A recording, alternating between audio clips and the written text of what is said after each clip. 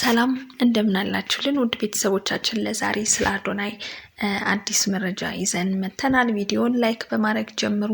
እንዲሁም ሼር ሰብስክራይብ በማድረግ ደግሞ ለሁል ጊዜም ተወዳጁን የለቀቅናቸው ቪዲዮዎች ደግሞ በቀጥታ እንዲደርሳችሁ የደወል ምልክቷን በመጫን አብራችሁን እስከ ፍጻሜው ዝለቁ። አዶናይ በመቅዲ ሾው ላይ ባደረገው ቆይታ ብዙዎችን እያነጋገረ ያለ ጉዳይ ሆኗል። የአነጋጋሪ የአዶናይና የመቅዲ ቆይታ ምንድነው? በዚህም መቅዲ ከአዶናይ ጋር ባደረገችው ቆይታ በርካቶችን ያበሳጨ ጉዳይ ሆኗል። ተመልካቾችን ያበሳጨው የመቅዲ ንግግርስ ምንድነው የሚለውን በዝርዝር ውስጥ አካትቼ ይዣለሁ ወደ እናንተ የማደርስ ይሆናል። አዶናይና ጃኒ ምን ሁኔታ ላይ ይገኛሉ እያሉ በርካቶች ጥያቄ እያነሱ ይገኛሉ። አዶናይ ስለ ግንኙነታቸው ዝምታውን ሰብሯል። ይህንንም በዝርዝሩ የምነግራችሁ ይሆናል። አዶናይ ከጎዳና ቆሎ ሻጭ ወደ ታዋቂ ድምፃዊትነት እንድትሸጋገር ምክንያት የሆናት ነፃነት ልብ የሚነካ ንግግርስ ምን ይሆን? ይህንንም እነግራችኋለሁ። አዶናይ ምን ሆነ? በርካቶችን ያስጨነቀው የአዶናይ ጉዳይስ ምንድን ነው? ይህንንም በዝርዝር ውስጥ የምነግራችሁ ይሆናል። በመቅዲ ሾው ላይ የተደረገው ይህ ቆይታ ብዙዎችን አስገርሟል። መቅዲ አዶናይን የአገር ባለውለታ ካለችው በኋላ በኪራይ ቤት እንደሚኖር ስትናገር ብዙዎቹ በድንጋጤ ነበር የሰሙት። ይህንን የመሰለ ወርቅ ልጅ የራሱ ቤት የለውም፣ ተከራይቶ ነው የሚኖረው ስትል መቅዲ የአድናቂዎቹን ስሜት የሚነካ እውነታ አውጥታለች። የአዶኒ ምላሽ ግን እጅግ የሚገርም ነበር። አዶኒ ነገሩን ቀለል አድርጎ በሙሉ በራስ መተማመን እኔ እኮ በራሴ ሰርቼ እንዲህ አይነት 10 ቤት መግዛት እችላለሁ በማለት አቅሙን በድፍረት ተናግሯል። ይህ ምላሹ ታዲያ የሚያሳየው አዶኒ ዛሬ በኪራይ ቤት ውስጥ ቢኖርም ያ የሆነው ቤት የመግዛት አቅም አጥቶ ሳይሆን ትኩረቱና ቅድሚያ የሚሰጠው ነገር ሌላ ለሰዎች መኖር ስለሆነ ብቻ እንደሆነ ነው። አቅም እያለ በትህትና መኖር እንዲሁም በራስ ስራ ላይ እንዲህ ያለ ሙሉ እምነት መኖር ለብዙዎቻችን ትልቅ ትምህርትም ነው። ንጉስ በማንኛውም ቤት ውስጥ ቢኖር ያው ንጉስ ነው ብለው አድናቂዎቹ ተናግረዋል።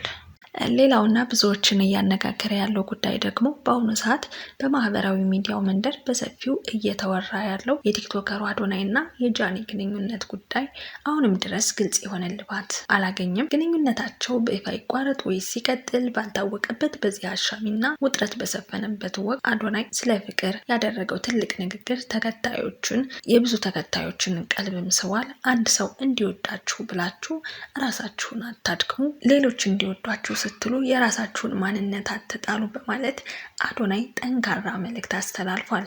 አክሎም የፈለገውን ነገር ብታደርጉ ሰዎች የማይወዷችሁ ከሆነ ዝም ብለው አይወዷችሁም። ስለዚህ አንድ ሰው እንዲወዳችሁ በማሰብ ጊዜያችሁንና እንዲሁም ጉልበታችሁን አታባክኑ ሲል የፍቅርንና ራስን የመውደድን እውነተኛ ትርጉም ተንትኗል። በዚህ ሰዓት ታዲያ አዶናይ ያነሳቸው እነዚህ ሀሳቦች ይህ መልእክት ቀጥታ ለማን የተላለፈ ነው የሚል ትልቅ ጥያቄንም አስነስቷል።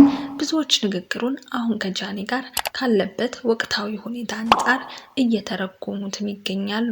ይህ ንግግር ለጃኒ የተላለፈ ቀጥተኛ ያልሆነ የስንብት መልእክት ነው ወይስ አሁን እያለፈበት ስላለ ሁኔታ የተሰማውን ስሜት የሚገልጽበት መንገድ?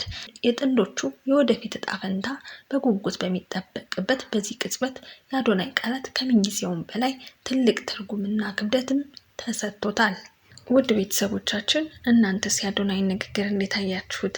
ሰዎች የማይወዷችሁ ከሆነ አይወዷችሁም፣ ጉልበታችሁን አታባክኑ ላለው ሀሳብስ ምን ትላላችሁ? እስኪ ሀሳብ አስተያየታችሁን ኮሜንት ላይ ያስቀምጡልን። አዶናይ ከጎዳና ቆሎ ሻጭነት ወደ ታዋቂ ድምፃዊትነት እንድትሸጋገር ምክንያት የሆናት ነፃነት ልብ የሚነካ ንግግር አድርጋለች። መሲ ሾው በአባይ ቲቪ ላይ ቀርባ ስለ አስተዳደጓና ስለ ቤተሰቧ ስለተደረገላት መልካም ነገር የተናገረችው ይህች ወጣት ድምፃዊት ነፃነት በቀለ በቃለ ምልልሷ ብዙዎችን አከብራለች። ነፃነት መንገድ ላይ ቆሎ በመሸጥና ለደንበኞቿ ዘፈን በማዜም ትታወቅ ነበር። ወደ ጎዳና የወጣችውም ወላጅ እናቷን ለማገዝ በሚል ነው። በሰው ቤት ተቀጥራ የምትሰራ እናቷን ለመደገፍ በልጅነቷ ችግርን ለመጋፈጥም ጀመረች። መጀመሪያ ጊዜ መንገድ ላይ ዘፈን የዘፈንኩት ለማስተር አብነት ነው ትላለች ነፃነት። እሱም ድምፅሽ በጣም ያምራል፣ እርግጠኛ ነኝ በኢትዮጵያ ታዋቂ ድምፃዊ ትሆኛለሽ ብሎ አበረታታት። ቆሎ አልሸጥ ባለኝ ሰዓትና ገንዘብ እጅግ በሚያስፈልገኝ ጊዜ 10,000 ብር በመስጠት አበረታቶኛል ትላለች። ይህ ለሷ የመጀመሪያው ታላቅ መነሻ ነበር። ከዛ በኋላ አዶናይ በማህበራዊ ሚዲያ እጅግ ተወዳጅ ሆነው ለተቸገሩ ፈጥኖ የሚደርስና መልካም ነገር በሚዲያ የሚሰራው በአጋጣሚ ዝዋይ በመጣበት ጊዜ ነፃነትን አግኝቶ እንደተለመደው ሙዚቃ ተጫወተችለት። በኢትዮጵያ ታዋቂ ድምፃዊ ያረግሻለሁ አግዝሻለሁ በማለት ቃል ገብቶላት እንዳላትም ቃሉን ጠብቆ ወደ አዲስ አበባ እንድትመጣ አደረገ።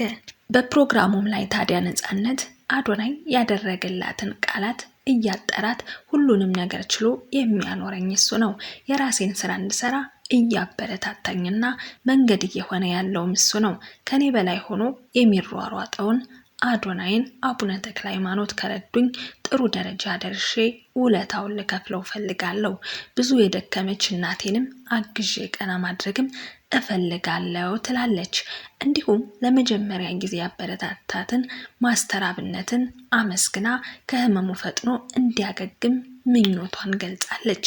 ይህ ታሪክ የጥረት፣ የእናት ፍቅር፣ የሰው ደግነትና የተስፋ ታሪክ ነው።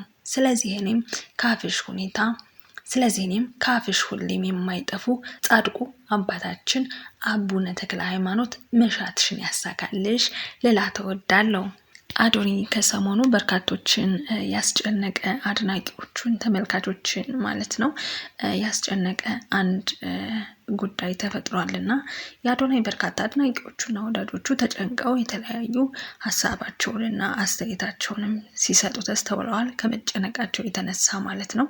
አዶኒ ልቡ እንደተሰበረ ከሁኔታው መናገር ይቻላል ይላሉ። ከውስጡ አፍኖ የያዘው አንድ መራራ እውነት እንዳለና ሲታገለው ከርሞ አሁን ግን ከቁጥጥሩ ውጭ ሆኖ እንደ ገሞራ የፈነዳ ይመስላል። እጅግ ያሳዝናል። ያሳለፈው ነገር ቀላል የሚባል አይደለም። ሚዲያ ላይ ወጥቶ ዘራፍ ከማለት ይልቅ ስሜቱን አፍኖ ውስጡን የጎዳውም ይመስላል። ልብ የሚነካ ነበር። የዛሬው ላይቭ ምንም ሳያወራ ለ30 ደቂቃ መዝሙር ብቻ እያዳመጠ ሲያለቅስ ነበር። አዶኒ ድጋፍ ያስፈልገዋል። የሆነ ችግር ከጀርባው አለ። የስነ ልቦና አማካሪዎች ሊያዩት ይገባል ይላሉ። እባካችሁ አዶኒ ከዚህ በላይ ሳይጎዳ ካጠገቡ ያላችሁ ጓደኞቹ እንዲሁም ወዳጆቹ ድረሱለት። ሰው ያስፈልገዋል። በሚቻለው ሁሉ አግዙት ሲሉ ልብ በሚነካ መልኩ መልእክታቸውን አስተላልፈዋል።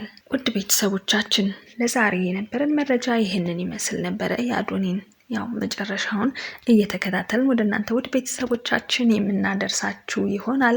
አብራችሁን እስከ ፍጻሜው ስለዘለቃችሁ ከልብ ላመሰግናችሁ እወዳለሁ።